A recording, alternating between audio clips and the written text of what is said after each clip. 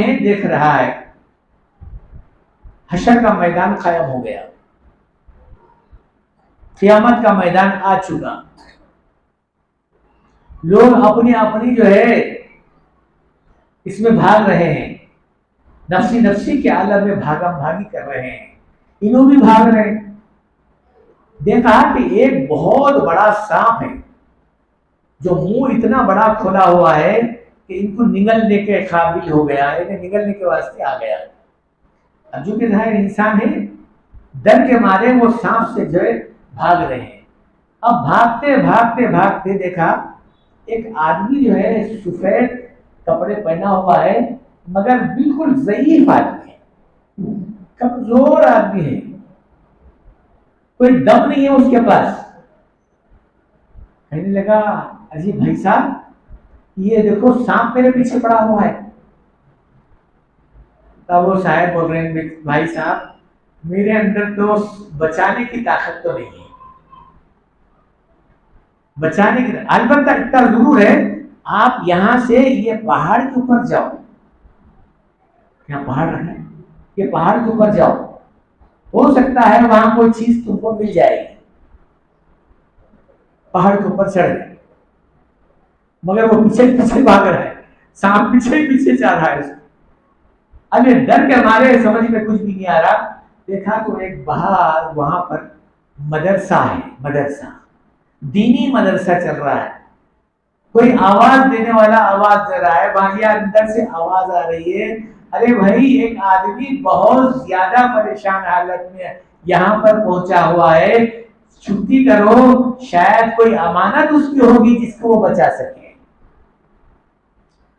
थोड़ी देर में घंटी हुई, अंदर से कुछ निकले तो वो जो बच्ची थी उसकी उन्हें इंतकाल कर गई थी, जिससे मोहब्बत थी उसे।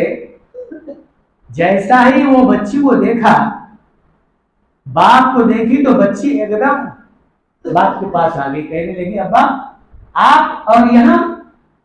बेटा सारी बातें एक तरफ, सांप आ गया है, करीब आ गया और मेरे को जो है उससे डर बहुत ज्यादा हो रहा है। तो बाप को पकड़ लेकर कहने लगी, मेरे बाप को तू काटने के लिए आया, एक मुंह पे मारी तो सांप पीछे पलट कर भाग गया। उसके बाद बच्ची से जब खुश हुए और सांप से छुटकारा हो गया तो कहने लगे, बेटा मेरी ये बात समझ में नहीं है कि तू यहाँ पर। कहने लगे, अब्बा जान जितने भी मुसलमान के बच्चियां मरती हैं, बच्चे हो बच्चियां मरते हैं, तो ये मदरसे में हमारे को शरीक करा देते हैं।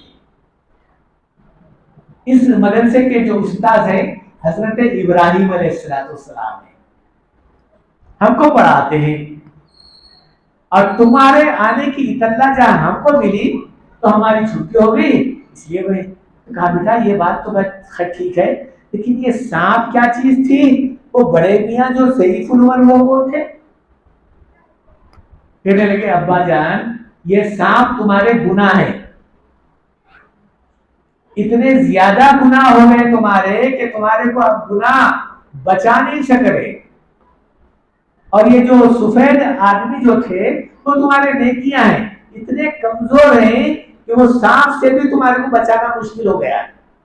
अलबत्ता चूंकि हमेशा नेक काम सही रहबरी करते हैं, तो तुम्हारी सही रहबरी करके मेरी तरफ जाइए। कहा कि बेटा ये तो बात बहुत अच्छी है, मगर मेरी ये हैबत जो आ रही है इसको क्या किया जाए? कहा कि अब्बा जान कोई फिक्र की बात नहीं है, बस अल्लाह से आज का दुआ का मामला करिए, हो सकता है अल्लाह तुम्हारी दुआ को कबूल करके। जब नींद इनकी होशियार हुई या आंख खुली तो आधे से ज्यादा रात गुजरी थी, वो आज ही की रात थी, यानी शब बारात थी। सोए अल्लाह, शब बारात और मैं पिया हुआ और मेरी बच्ची आज, मेरे को जो है ऐसा मामला हुआ, हो सकता है मेरे गुनाहों की जो है नहुसत की वजह से मुझे ये ख्वाब दिखाया गया है, तौबा कर लिए और आइंदा से ना करने का अहद कर लिया। और उस बुजुर्ग का नाम है मालिक बिन दीनार, उस बुजुर्ग का नाम है। हजरत शेखुल हदीस मौलाना जकरिया साहब रहमतुल्लाह अलैह अपनी किताब में लिखे हैं। अब जब तौबा कर लिए, अल्लाह से मामिला कर लिए, तो अल्लाह ने उनको बहुत बड़े वलियों में शामिल कर दिए और कहा कि मालिक अब तेरा शुमार बड़े बड़े अल्लाह वालों में होगा। चुनाचे एक जगह लिखा है, रास्ते से जा रहे हैं, एक नौजवान अपने घर की तामीर कर रहा है। ये पत्थर यहाँ लगेगा, यहाँ खिड़की यहाँ बैठेगी, ये दरवाजा ऐसा।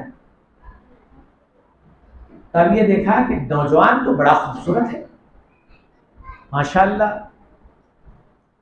उसके बातों को देखकर जो है थोड़ी देर ठहरे, कहा अरे भाई ये जो तामीर कर रहा है ये कितने का है? कहने लगे उस जमाने के 2000 दीनार, 2000 दीनार। अभी मालूम 2000 दीनार कितने पैसे होते की अल्लाह कुछ मालूम। 2000 दीनार का मैं मकान बन रहा हूं। तब चूंकि ये अल्लाह वाले आदमी थे, कहने लगे अरे अल्लाह के बंदे, दुनिया का घर तो तेरा खत्म हो जाएगा, क्या ही अच्छा होता कि अगर तू आखिरत में घर बना लेता। तो कहने लगा आखिरत में घर? अरे बात ऐसी सुन ले मेरी, जिस जगह पर जाफरान की मिट्टी हो, जिस जगह पर सोने के जो है चांदी के ईंटा हो, ऐसा महल तुझे दिया जाएगा जहां हूर और गिलमान तेरे जो है इंतजार में हो, ऐसा महल तैयार होगा तेरा।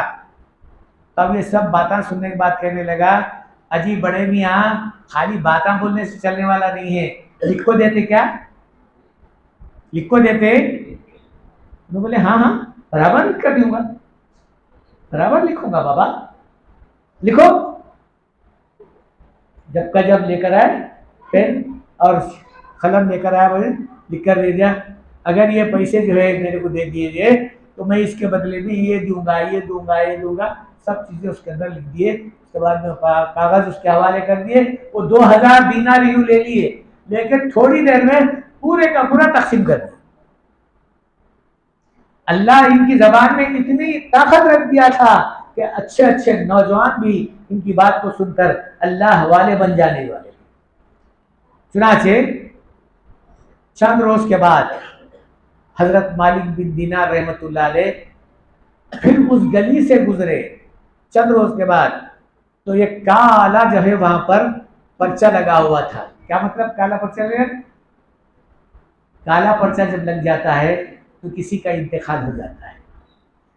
मालूम हुआ काला पर्चा लगा तो वो नौजवान का इंतकाल हो गया।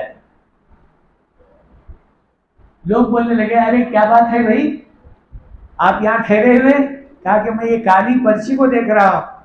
तो लोग कहने लगे जिस नौजवान का जो है यहाँ पर मामला था, मकान बन रहा था, उसका इंतकाल हो गया। कितने दिन हुआ? कहा 10, 12, 15 दिन हो गया। अरे इस अफसोस करें थोड़ी देर। उसके बाद में जाकर हजरत थोड़ी देर उसके बाद बाजू में घर में जाके दुआ करने लगे तो देखा कि एक पर्चा जो मिहराब में पड़ा हुआ है वो मिला। वो पर्चे को लिए हजरत, कहा कि ये पर्चा तो मैं उसको लिख को दिया सो था, वो पर्चा वो उसको लिख को दिया सो था, मगर ये पर्चा यहां पर पड़ा हुआ है। तो जो आदमी गुस्ल लिया था, जो आदमी दफन किया था, जिसको गस्साल कहते हैं, वो भी आया। कहने लगा कसम खाकर मैं कहता हूं ये पर्चा उसके कफन में मैं रखकर दफन किया था। ये पर्चा मैं उसकी खबर में रखा था, कफन में रखा था, उसके बाद दफन किया था, मगर ये पर्चा ये मिहराब में आकर पड़ा हुआ है, मेरी समझ में नहीं आ रहा। जब पलटा के देखा गया तो उसके ऊपर लिखा हुआ था सुनहरी स्याही सी स्याही से लिखा हुआ था, ऐ मालिक